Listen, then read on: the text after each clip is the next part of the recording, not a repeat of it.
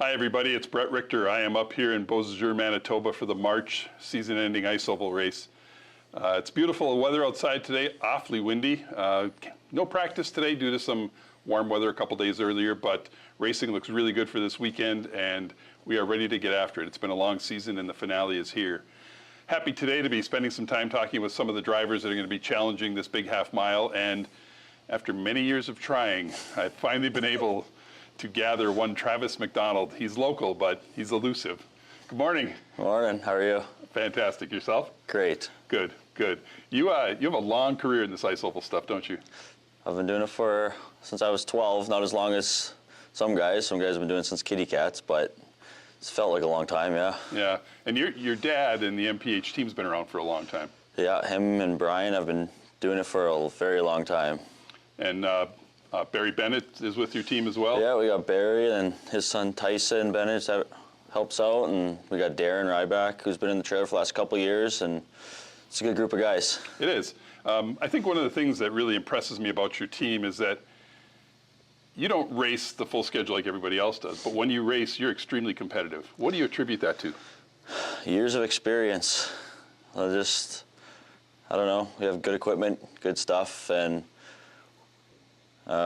yeah, we like to race the whole schedule, but between work and that whole COVID thing that happened, it kind of slowed us down, and new 2-year-old at home, you just slow down a bit. Yeah, life gets in the way, doesn't it? We like to be a little more competitive, but we feel like we're always the top 5 snowmobile out there. Right, you are, yes. Especially here at your home track. There's something about this track that really seems to fit your style. Do you know what it is? I don't know. I just big, fast, very wide, lots of room to do stuff. We just seem to always run good here. Do you have marks on this track where you're going to say, I'm going into this corner, this is my braking point, this is my turning point? How do you approach a track like this?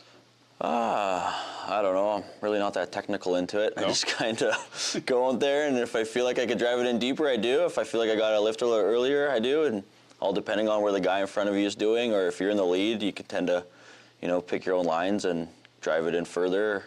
But I don't know, sometimes driving in further is not always the best. Lifting earlier and getting on the gas earlier seems to work for some guys. So, yeah, it's just depending on the day, the track conditions, how your sled's handling, really.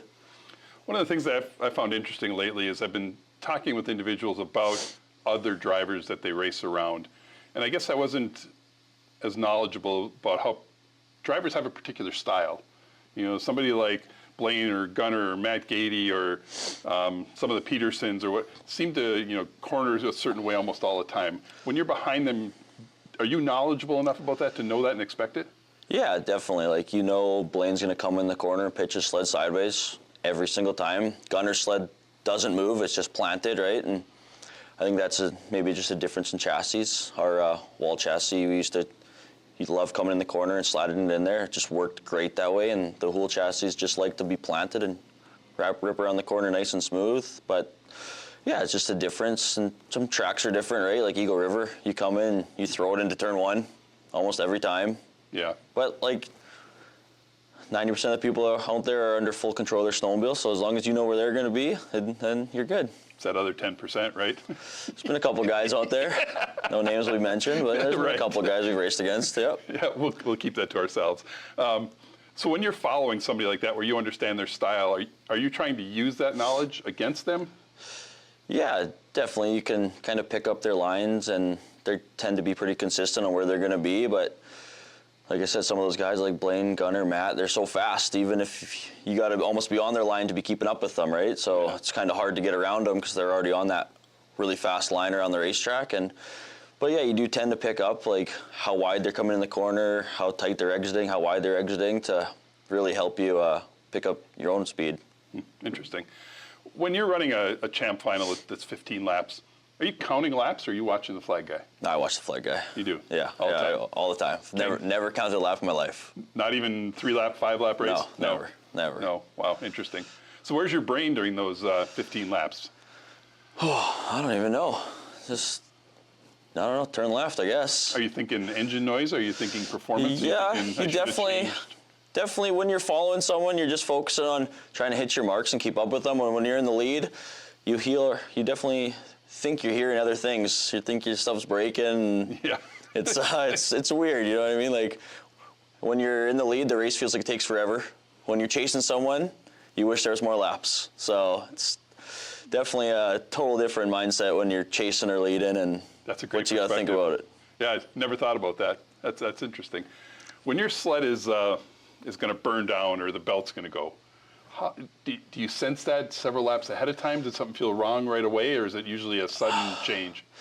Sometimes, like if your sled burns down, like you lift going in the corner, it burns down, and it'll wake back up coming out of the corner, and you kind of know something's going to happen. Sometimes they just completely lock up. And the belt, normally they just, for me anyways, they just snap, and it's just over. You're just going full tilt, and all of a sudden it just boom, and it's done. The RPMs run real high all of a sudden and it's over? It just snaps, makes a big, depending how it blows up, right? If it snaps right in half and just splits wide open, it makes a big slapping sound, and that's why we got that new toe guard, because some guys were breaking their toes with that. But yeah, there's I don't know, I don't really know much of a warning sometimes. Right. If you feel something's going on like that and you're in a pack, does that concern you? You start thinking about people behind you, and you're definitely a little more concerned when you sense something's going on and there's 10, 11 sleds behind you, because yeah. you know, visibility can be tough some weekends, and it doesn't matter how much orange you have on, how many lights you have on your sled. That makes, to my mind, zero difference. When that sun's hitting that snow dust, it's blinding. Yeah. People just don't understand that if they've never been in it. I've never been in it, and I think I understand it, but I don't. Yeah, right? It's definitely, it's different, right? Right. Yeah. Because at that point in time, it's all about going home to your 2-year-old. Yeah. Right. Yeah. That's about it, yeah. Yeah. You got a pretty slick helmet there. Is that new this year? I got it last year. And yeah, I don't know. Just to me, it's just a helmet. It's whatever they had in stock, I got it. Keep my head safe, right? It doesn't mean much to me other than keeping my old melon safe, protected. They're pretty lightweight these days, though. Very lightweight, yeah. Yeah, FXR with these 60 helmets, they're a very nice helmet. Probably one of the best ones I've ever wore. And you don't wear a full face shield. You just put goggles on, right? No, I do wear a full face shield. It's not on because we were doing a little fun enduro race in Kenora, and I just put the visor on for that weekend with goggles because I didn't need the shield, but I've always raced with a full face shield. Got it. Yeah. Got it. What's your reasonable expectations for this weekend? Top 3. Aim for a top 3, and well, we'd be really happy with that. Going to be on the podium. Yeah. Yeah? Yeah. You have the potential to do that. I hope so, yeah. Yeah. We'll see. There's a lot of sleds here, and everyone gets faster every weekend, and we race 3 times a year, so it's tough to come on and just expect to be fast when you're only racing 3 times a year. Exactly. Who does it take to get you to the track? Who helps you? Who helps sponsor you? Who's on the MPH racing machine? Oh, well, you know, first of all, my dad. He does it all. He's the one in the shop doing everything. Most of the time, it's just him out there. I mean, over the years, it used to always be we'd go on every Wednesdays and stuff, but now he just likes going out there on weekends and doing his thing, and most people are busy on the weekends, so he just plugs away on it and works away. And, you know, Brian's been with me forever. Ever since I started, Brian's been around helping me, clutching. Same with Bob, you know, just all those guys mean more than any sponsor ever will to me. But then we obviously have our great sponsors, FXR, Woody's, Serve Pro, Bennett's Marine, Ryback Custom Machinery. Every one of those guys gets the sled to the racetrack on the weekend. Without any of them, we'd still be here, but it would just cost a lot more. It's fun to do. Yeah. We're going to wrap up with the FXR Fast Tanks. I know you love these. Perfect. Right? Is your favorite thing? Looking forward to it since you told me I was doing this in Wausau.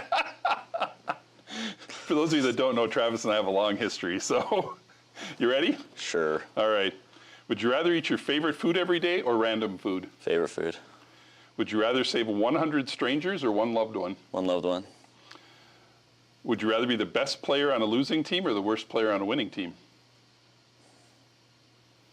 Probably the worst player on a winning team. Would you rather have a photographic memory or the ability to forget something at will? Forget something at will. Would you rather sleep with snakes or sleep with spiders? Snakes. Would you rather have more free time or have more money? More free time.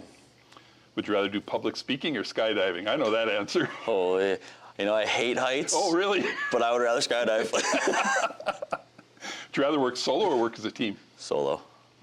Would you rather do physical work or mental work? Physical.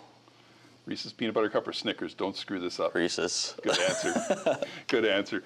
Everybody, this is Travis MacDonald. Good friend of mine. His family's a great family. Some people I've met through the sport of ice oval snowmobile racing that I'm forever thankful for. So best of luck this weekend. Be safe. Be fast. Love to see you on the podium. And maybe we'll get to chat again. Yeah, I hope so. All right. Thank you. Thanks very much. Thanks.